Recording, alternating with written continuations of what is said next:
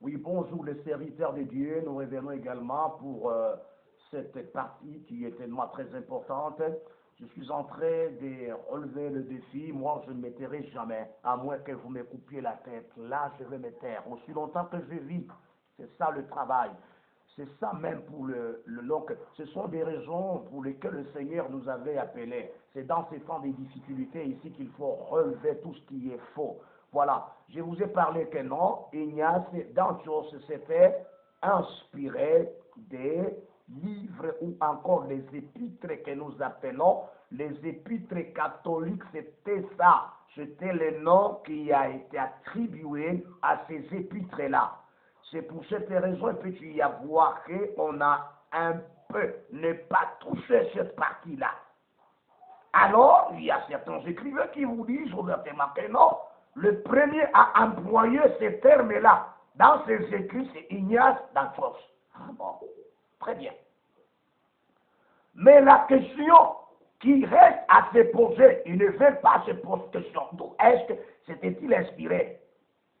Connaissant que, maintenant, connaissant bien que les épîtres-là qui ont été écrites par d'autres serviteurs par rapport à Paul, c'était nommé les épîtres catholiques. Maintenant, étaient nommés après Ignace d'Antioche ou avant Ignace d'Antioche?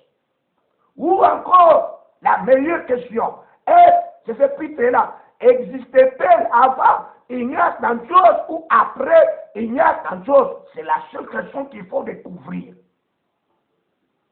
Pour vous rendre compte que si Marie dit que le premier chrétien, lors de la première persécution, qu'il appelait catholique, non, c'est pas ça, Marie, c'est pas ça.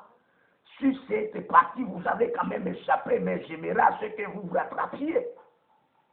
La question qu'il faut se poser, parce que le terme catholique, je vous dis que Ignace doit s'inspirer aux épîtres catholiques. Or, les épîtres catholiques existent depuis longtemps avant Ignace d'Antioche. Vous voyez là, les épîtres pastorales existent depuis longtemps. Avant qu'on fasse la sélection, ainsi de suite, déjà, elles sont là. Les épîtres de captivité existent depuis longtemps, ensemble avec les épîtres catholiques. Tu vois, c'est de là qu'il a pris ce nom-là, maintenant l'appliqué à l'église. Je vous ai dit dans la vidéo précédente que non, il s'est inspiré aux épîtres catholiques. C'est de là qu'il a pris ce mot-là, ou ce terme-là.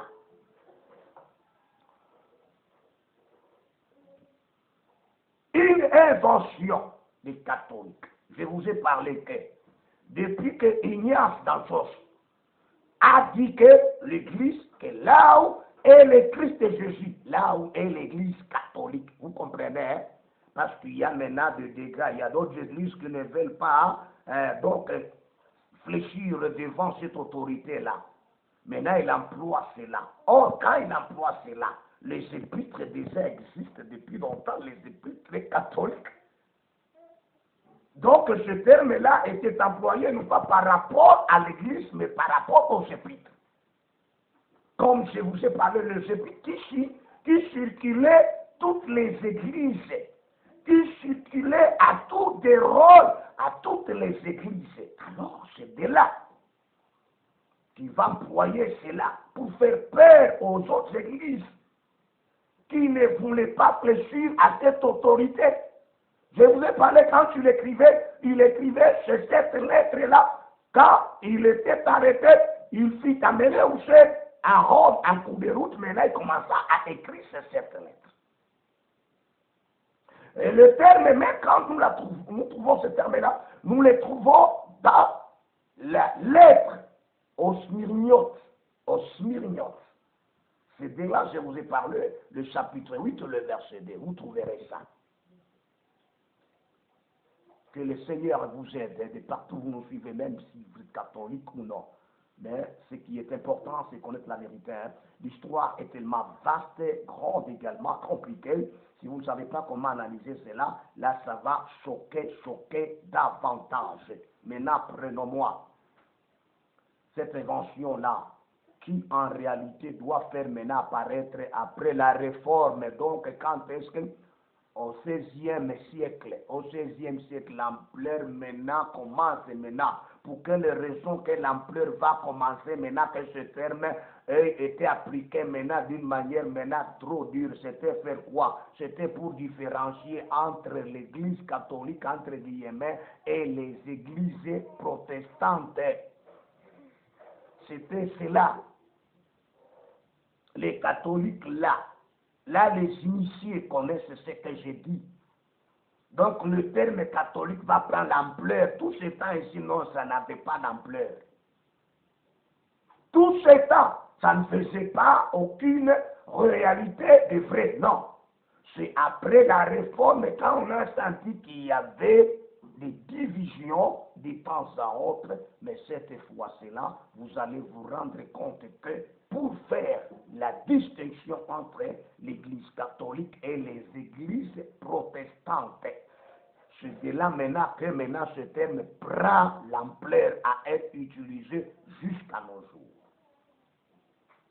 C'est de là maintenant que Hervé Marie veut lancer des défis contre tous ceux qui ne sont pas catholiques, et que ceux qui ne sont pas catholiques ne sont pas chrétiens. D'abord, je dis que le terme chrétien est très enfantin. Hervé Marie, c'est un terme des enfants. Pourquoi? C'est une identité qui vient des chimères des païens. Nous avons l'identité de Christ, les disciples de Jésus. Voilà. Qu'est-ce que voulez-vous parler? Que Dieu, en tout cas, vous bénisse, vous qui nous suivez. Je suis certain que vous avez été éclairés, vous avez été édifiés pour cette vérité, pour cette réalité, pour ce qui a été caché. Parce que les gens ne veulent pas dévoiler tout ce qui est caché parce que ça va faire très mal. Rendez-vous compte, aucun apôtre, autant même des apôtres, aucun apôtre qui a utilisé ce terme catholique. Ni Jésus n'a pas utilisé ce terme catholique. Ni les apôtres n'ont pas utilisé le terme catholique. Aucune mention dans toutes les épîtres, quels qu'en soient les épîtres des Paul ou les épîtres des autres apôtres, aucune mention du cas catholique. Jamais. Quand l'apôtre Paul envoie une épître, il dit que j'envoie aux saints. Tu vois, j'envoie à l'église de Corinthe, par exemple. J'envoie à l'église d'Éphèse. C'est de cette façon. Pas que j'envoie à l'église catholique d'Éphèse. Non, non. Moi, j'aimerais que nous puissions faire attention à tout ce qui s'enseigne ou à tout ce qui est dit sur le net. Vérifions.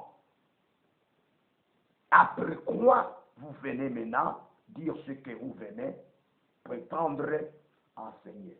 Or, en réalité, avant Ignace d'Antioche, les apôtres s'étaient dirigés dans des directions différentes. Les uns au nord, au sud, et les autres à l'est et ouest. Là où ils sont allés éparpiller l'évangile. Là où ils sont allés promouvoir le christianisme. Moi, j'ai toujours dit que le christianisme, ce n'est pas la religion, c'est la vie. Pour celui qui ne comprend pas, il dira c'est une religion, comme la plupart des gens le disent. Oui, oui, nous reviendrons pour vous dire qu'à des temps comme ceci, ce sont des temps difficiles. L'Esprit l'aurait déjà dit, que les gens se détourneront de la vérité pour aller s'embrasser à des doctrines de démons. Ce sont les démons qui bouleversent même la pensée humaine et quelqu'un croit même au mensonge. Pour celui qui m'entend, ce n'est pas étonnant. Ce n'est pas étonnant. Que Dieu vous bénisse. Quand ils s'étaient dirigés des directions différentes, ils sont allés. C'est pas pur l'évangile. L'évangile était déjà à travers. Dis-moi, quand nous venons l'Apocalypse là où Dieu, là où le Seigneur Jésus-Christ donne une révélation à l'apôtre Jean pour qu'il écrive à de sept églises. Les églises étaient toujours nommées églises de Smyrne, église de Thyatire, église de Thèbes. Vous comprenez? Ce n'était pas qu'on avait nommé les étoiles comme l'église catholique, non. Ça, c'est très clair. Église écrit à l'âge de l'église d'Éphèse, écrit à l'âge de l'église de Smyrne. Déjà, Smyrne est là. C'est pourquoi je vous ai fait reculer pour que vous me compreniez. Or, entre Ignace d'Antioche ainsi que l'Apocalypse est là. L'Apocalypse existe déjà. Entre Ignace d'Antioche avec la lettre qu'il a envoyée aux Smyrniotes, donc aux gens qui habitent Smyrne. Déjà, l'Apocalypse par République écrit à l'âge de l'église de Smyrne. Il n'a pas dit écrit à l'âge de l'église catholique là-bas de Smyrne. Non. Soyons quand même véridiques dans tout ce que vous enseignez. Celui qui réduira, qui retranchera dans cette vérité, que le Seigneur retranchera de sa récompense. Et celui qui dira la vérité, qui augmentera à cette vérité, que le Seigneur lui aussi, lui augmentera des douleurs, des gifles, des frappes. Ayons quand même peur. Hein? Quand on enseigne, on doit analyser la parole. Quand on enseigne, ce que moi j'ai toujours demandé, si vous voulez enseigner, il faut se baser de la parole de Dieu. Oui, l'historicité est meilleure à répondre, mais il faut toujours analyser chaque chose à sa place. Quand nous nous basons sur l'histoire, nous devons se baser sur la parole qui nous éclaire.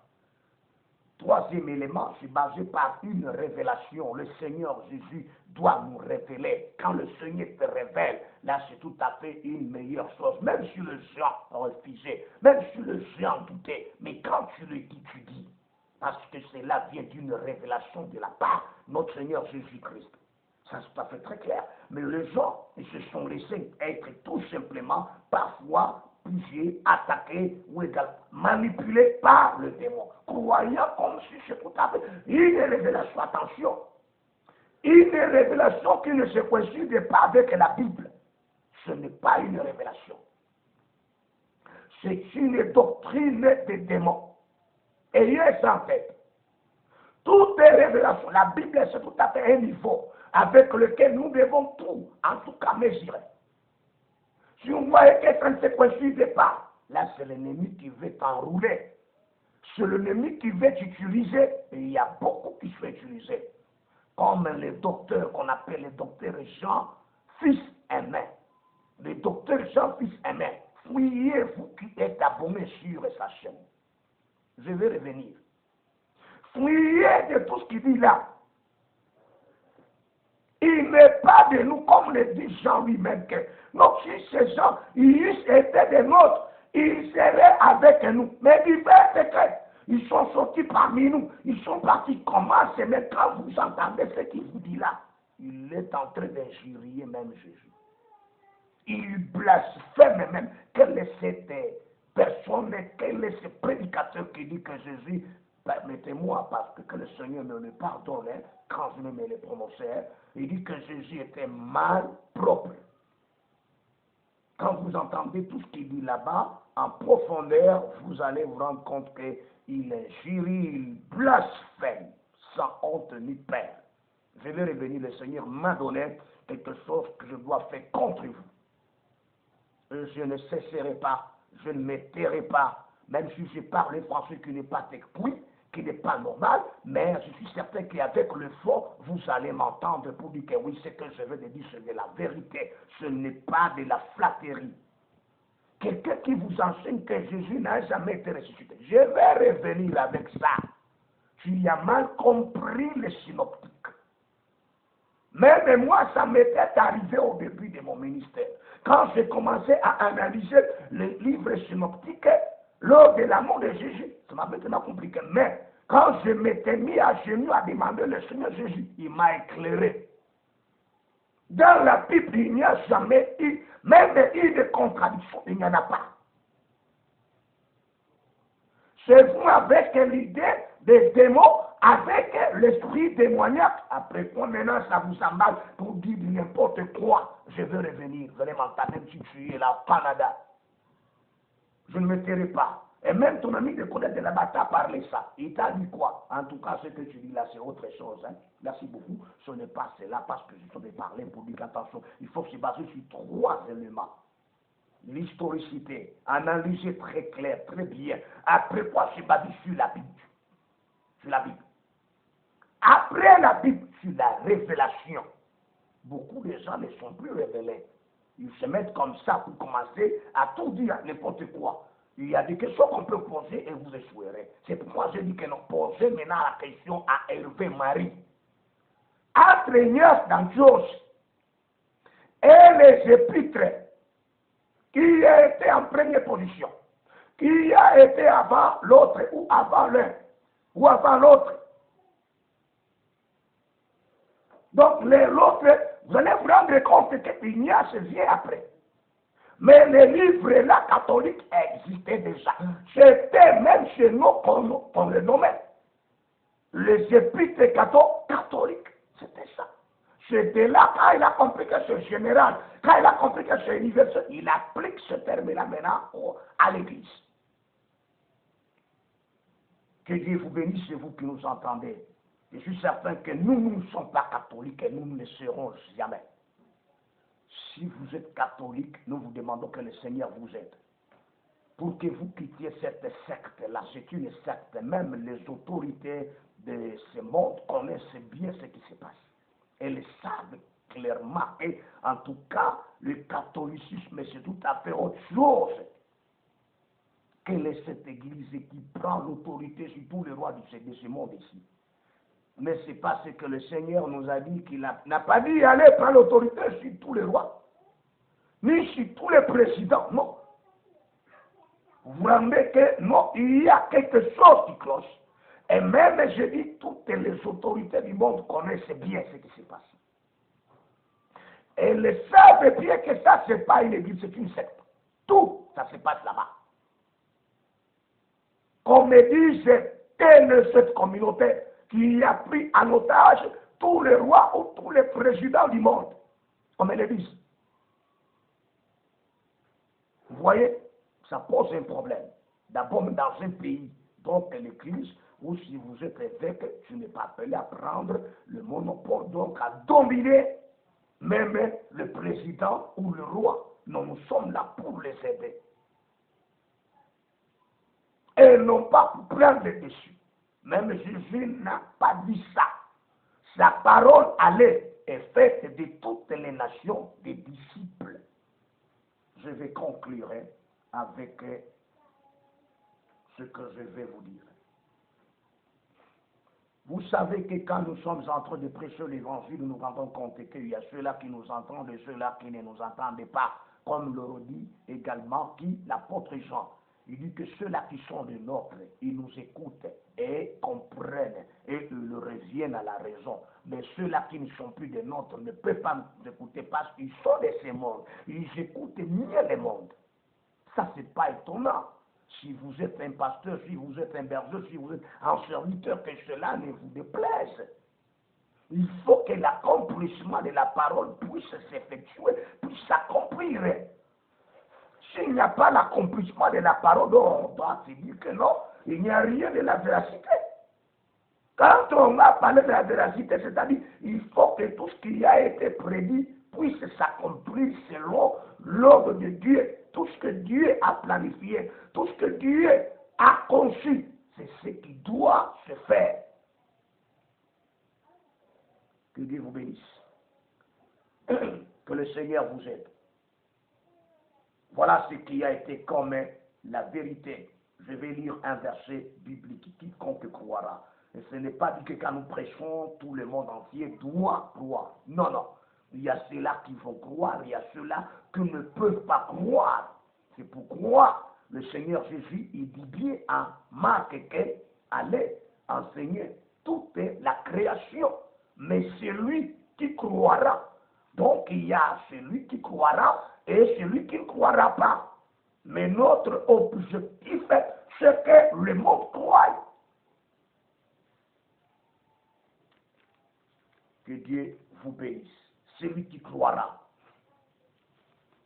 Je vais lire ça. Et je reviendrai avec cet enseignement ici quand je vais parler à ce qui concerne le baptême. Hervé Marie, vous avez tapé à côté quand vous dites autre chose, et parce que ce verset biblique a été toujours mal interprété. Voilà, il dit ceci, Marc le chapitre 11, le verset 15 et le verset 16. Puis il leur dit, allez par tout le monde et prêchez la bonne nouvelle à toute la création. À toute la création. Celui qui croira et qui sera baptisé sera sauvé. Mais celui qui ne croira pas sera condamné. Donc, Christ, quant à Matthieu 28 et 19, il dit, allez et faites de toutes les nations des disciples. Il connaît que quand bien même j'envoie les apôtres, ce n'est pas dit que convertit tout le monde. Non, non. Non, non. Si vous voulez bien comprendre, lisez maintenant Marc. Il dit, allez, prêtez l'évangile, la bonne nouvelle à tout le monde, à toute la créature, ou à toute la création. Celui qui croira et qui sera baptisé. Le baptême dont il parle là-bas, tant que je ne parle pas de baptême, il y a encore un enseignement de baptême. Le baptême dont le Seigneur parle, ce n'est pas le baptême d'eau. C'est le baptême du Saint-Esprit, pardon. Quand vous croyez vous-même que non, non, le baptême d'eau ne sauve pas. Celui qui croira, sera baptisé. Donc, spirituellement, il faut être baptisé dans l'esprit. Le Seigneur n'est pas venu nous présenter une religion. Il est venu nous faire contact spirituel avec notre Dieu, notre Père. Parce que le Père est esprit. Dieu est esprit. Comment est-ce que les gens peuvent-ils l'adorer en chair, encore, sans qu'il y ait l'esprit de Dieu lui-même? Amen. C'est pourquoi la Bible nous dit ouvertement que les vrais adorateurs adoreront le Père en esprit et en vérité. En esprit, il faut d'abord que votre esprit là soit dominé par le Saint-Esprit. Cet esprit-là, tu comprendras qu'est-ce que tu fais. C'est pourquoi il y a beaucoup, tant qu'ils partent à l'église, mais ils ne comprennent absolument rien. Tant qu'ils prêchent, mais ils prêchent corporellement et non pas spirituellement. Que Dieu nous aide. Et celui qui ne croira pas sera condamné. C'est pourquoi ici il n'est pas dit que celui qui ne croira pas sera jugé. Il est déjà jugé. Donc celui qui ne croira pas, il attend que la condamnation. Merci beaucoup, c'était cela que je vous dis que tout ce qui a été enseigné par Hervé Marie, vous qui avez entendu cela, ne craignez absolument pas. Pose-lui de telles questions là-bas. Vous allez vous rendre compte qu'il ne pourra pas vous répondre. C'est-à-dire, les épîtres catholiques étaient déjà en existence avec les noms, termes comme je viens de vous dire ça.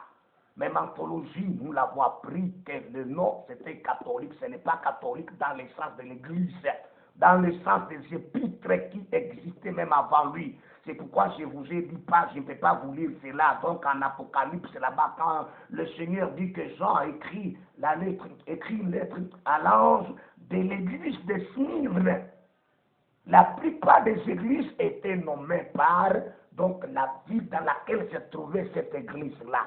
L'église de Thyatire, donc Thyatire est une ville dans laquelle se trouve une église, pas catholique, une église. Les chrétiens là ne furent pas catholiques, ils furent disciples.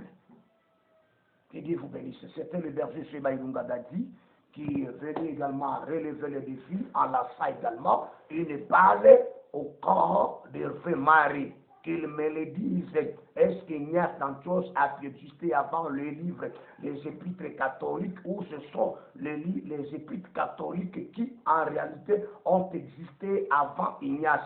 Si seulement si Hervé Marie et même un catholique me disent que c'est Ignace qui aurait existé avant les épîtres catholiques, là je vais me faire devenir catholique. Si vous me répondez que ce sont les épîtres catholiques qui existaient avant Ignace, donc je reste tel que je suis. Je reviendrai avec l'enseignement pour les termes des protestants. Je vous ai promis pour dire que je vais enseigner ça. Donc les termes, le protestantisme ne commence pas avec Martin Luther. Ça a commencé avec Dieu et avec notre serviteur là. Alors il faut que je revienne démontrer ça avec la parole de Dieu. En tout cas, de tout ce que vous avez entendu, les spectateurs, les spectatrices, que le Seigneur vous bénisse, que le berger Seba Ilungatati. Je vous remercie et ce que j'aimerais que vous soyez toujours abonnés sur la chaîne parce que vous commencerez à découvrir des secrets cachés ainsi qu'à bien orienter votre foi et à garder dignement la parole de Dieu, quel qu'en soit vous traversez, nous traversons le moment des secousses et vous allez sentir que toutes les secousses, vous serez complètement donc dans l'abri pour ne plus être en tout cas secoué par le faux enseignement des ennemis qui se sont levés contre la vérité.